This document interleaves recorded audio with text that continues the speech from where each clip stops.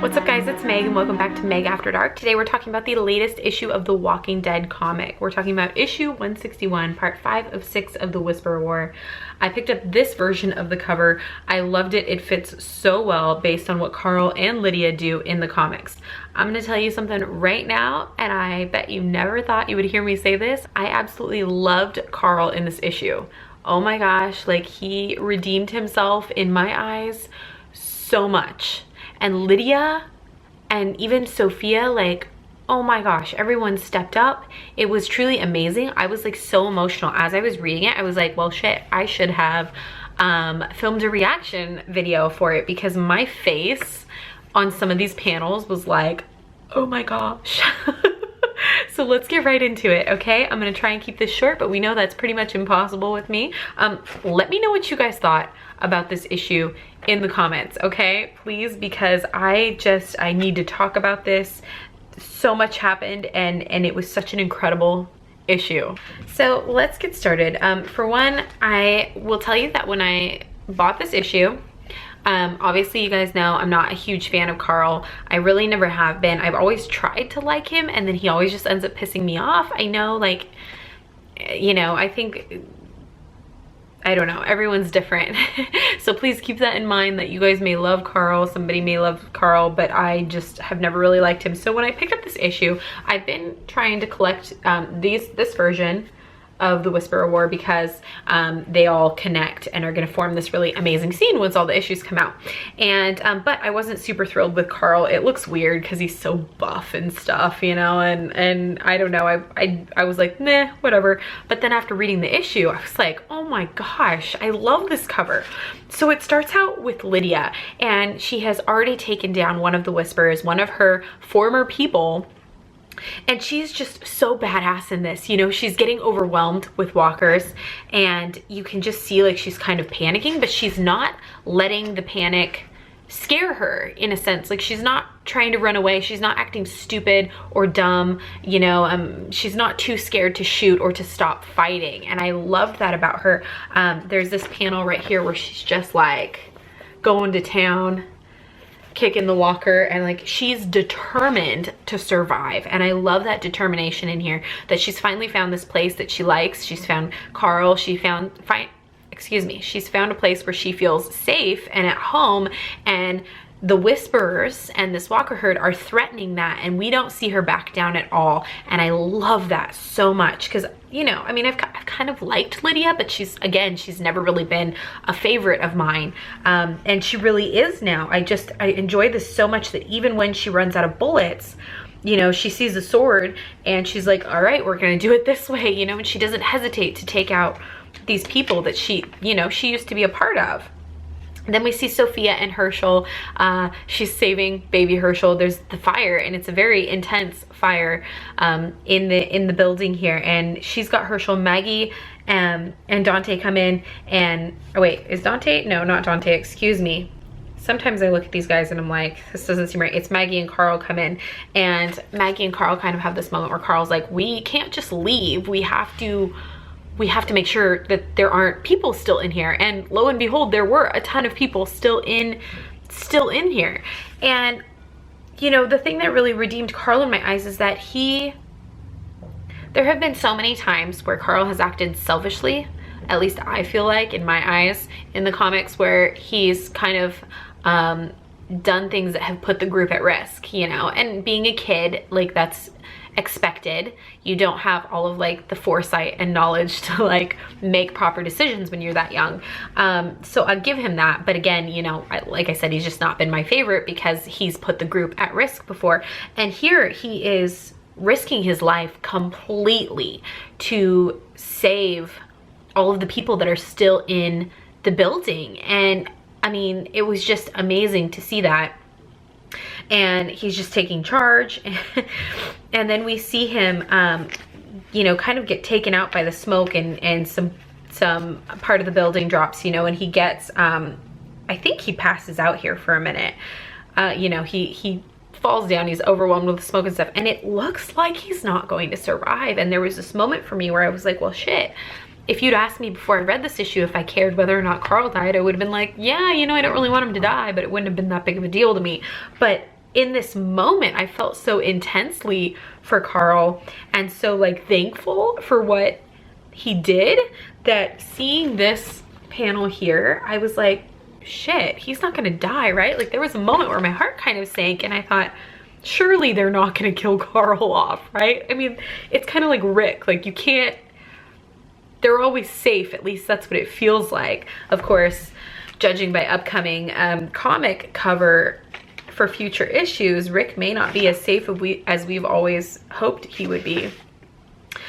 So we see Sophia and everyone escape, and they're battling. I mean, and even Sophia, you know, she's always kind of been, you know, she's tough, but you don't really see a lot of her, and I don't know how well she shoots, you know, but she's here. I mean, she's taking charge and she's shooting the walkers, and Dante is protecting Maggie and Herschel, and we see Lydia fighting again, and it's just like, it seems like it's almost impossible to win.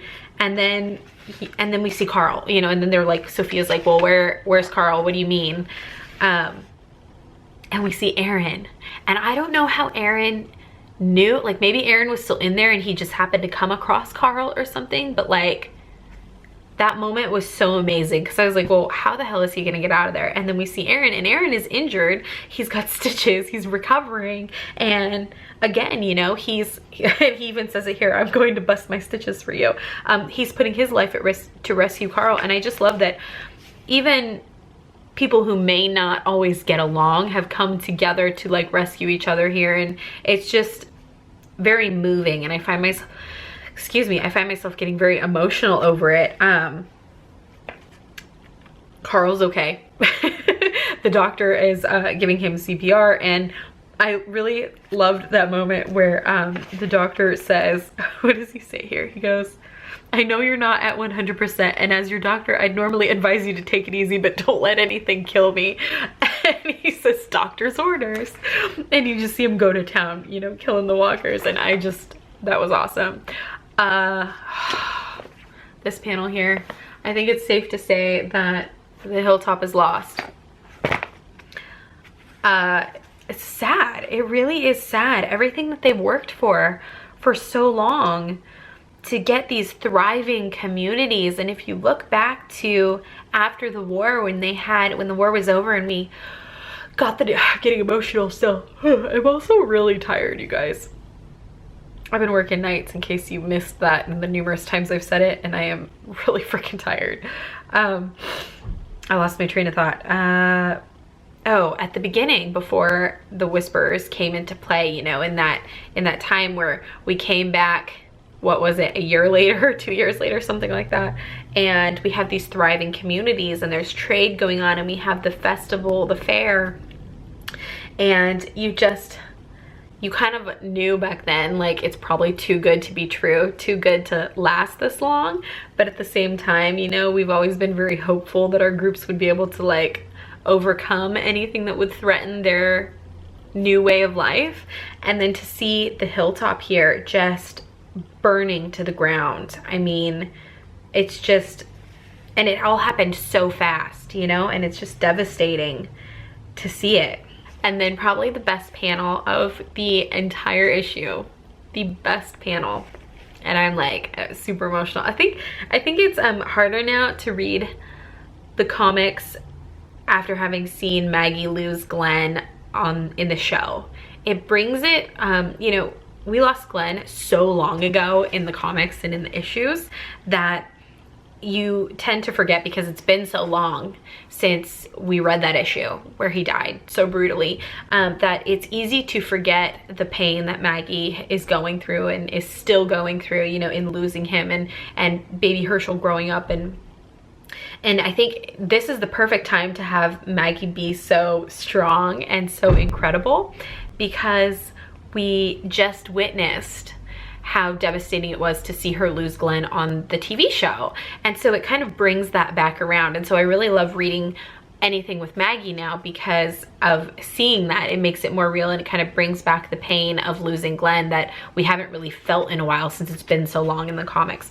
But this, I mean, guys, I know you all were blown away by this. Right here, yay. And baby Herschel, I mean, really a kid of the apocalypse, right? It's like Judith growing up in the end of the world, you know, with all of this, and he's just holding on to his mama's leg, and she has the sword, and she's just like, yay. You know, like sarcasm. And then she says, we won. But just that image here of just the flames and the burning, and you know, we have some of the survivors here, and then just Herschel just like completely upset by it. But it's like, it was amazing. Like, just the panels in here are just so beautiful. And I don't know why I can't remember this girl's name. We have in Magna's group, and you know, Dwight and everyone, and the girl is losing her arm, and I don't know why. I think because she's not a big character, that I don't know why I keep forgetting what her name is, but I don't remember seeing her get bit in the last issue. Did I miss that, or did it happen off panel? I feel like I probably saw it and just didn't notice what I was seeing. But we see her lose a hand, pretty gross in that panel. And then we see Dwight, and I love this moment between Dwight and Negan. And Negan is like crying over Lucille, a broken Lucille. And Dwight is just like, you're a fucking lunatic. Like, are you kidding me? Why are you crying over a bat when there is someone like losing an arm, could potentially die right over there? Like, you're crazy. And I don't think obviously he doesn't realize what Lucille means to Negan, but man, we really see Negan at an all-time low. Like, we've never really seen him like that, and I'm curious as to how that's gonna affect him moving forward. I don't know, but he still has his sense of humor when he says, news at fucking 11, ask me if I give a fuck. I love that. In the worst times for him, he still has his humor. They say they're going home. They obviously think that they've won this. They don't know what's happening at the hilltop. I also enjoyed the panels where Rick and Andrea are talking, and they're kind of like, you know, oh, has it really come to that? When it rains, it pours. And they're kind of drinking coffee, you know, sitting at the table, and they're contemplating that the saviors could eventually turn on them, or could possibly be turning on them. They've got the news, you know, that the saviors were refusing to help, and then, you know, Tara comes and tries to fix things, and it doesn't go over so well, you know.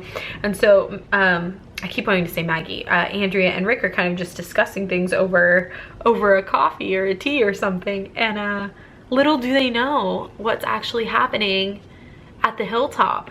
And it's kind of one of those surreal moments where they're kind of at peace with what will happen. Like, they're certain that they will overcome it. At least that's what it seems like.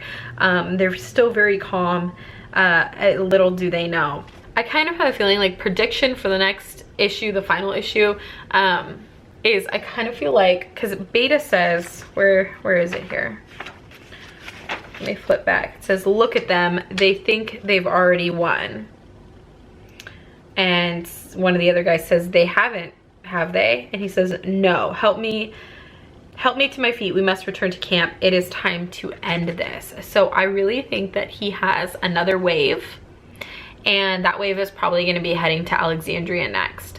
I really believe that. I don't think Rick is going to get out of it this easy.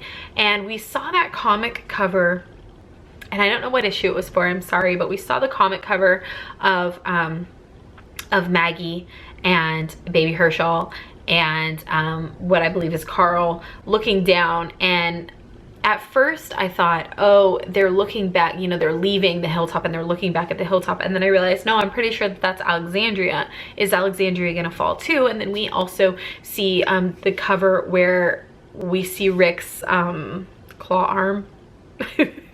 I'm sorry, I don't know what that's called, up against all of the walker arms, and it kind of makes you think maybe Rick will die. I really don't think so. I don't think so. I really don't think he's gonna die yet. But that leads me to believe, though, that Alexandria will get attacked as well. I think you probably are all on the same page as well. I think we all kind of know that there's probably a second wave that Beta has been holding back on, and he will let that loose on Alexandria. And I feel like that is probably, that image is them coming to Alexandria and seeing, oh my gosh, everything's gone at Alexandria too. And then I really think it's gonna push our group onto the road again. Will they go to the kingdom? Or is the kingdom gonna get attacked too? You know, where will they go if everything truly is lost and they're forced out on the road again? Like, that's just devastating after all this time to have them be kind of homeless back to the beginning where they have nothing. Oh my gosh, can you imagine? It's just crazy to think that that's where we could all end up at the end of this war. And then the final page, and again, this video is never short, even when I try. We have Sherry and Tara talking, and there's this moment where Tara's, you know, she's concerned about the Whisperers and about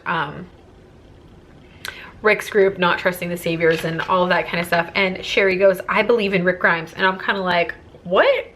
Like, after all this, you believe in Rick Grimes? What does that mean? And then you read and she says, I mean, you guys have read it, but she says, they're going to win. It may be hard. A bunch of them might die, but they're going to win. That's what Rick Grimes does. And that is very true. Rick always seems to, no matter what the problem is, no matter what the fight is, he always seems to be able to bring his people through to the other side. And I think that's what Sherry's group is doing here, is they're going to let Rick take care of it. And I think she's probably hoping that a lot of them die in the process of taking care of it. And then she wants to take over and kind of, I mean, she says, and when it's all over and all the Whisperers are dead and Rick and his people are weary and weak, we'll take over whatever is left. So they're pretty much like, we're gonna come back hard against them, you know, take out the rest of them or take over the rest of them, and put them back under the Savior's command, kind of like Nika did. And boy, Sherry, you have come a long ways. I would have never expected that from her. I really wouldn't have expected it. All right, you guys, let me know what you thought of this issue in the comments. Whoa, were you just as blown away as I was? Did you think Carl was gonna die for a second? What was going on in your head while reading it? Make sure you let me know in the comments. Leave any Q&As if you want, regarding mid-season finale or Fear or the comic, whatever you want to talk about.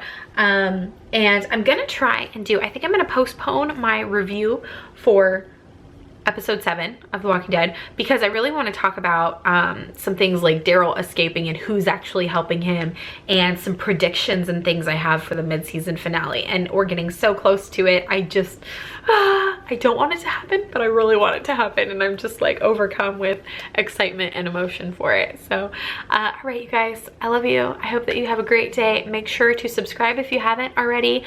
Give this video a thumbs up if you enjoyed it, and share it with your friends. That would be great, so we can help this channel grow and we can bring in even more of us. I love you guys. Have a great night. Bye.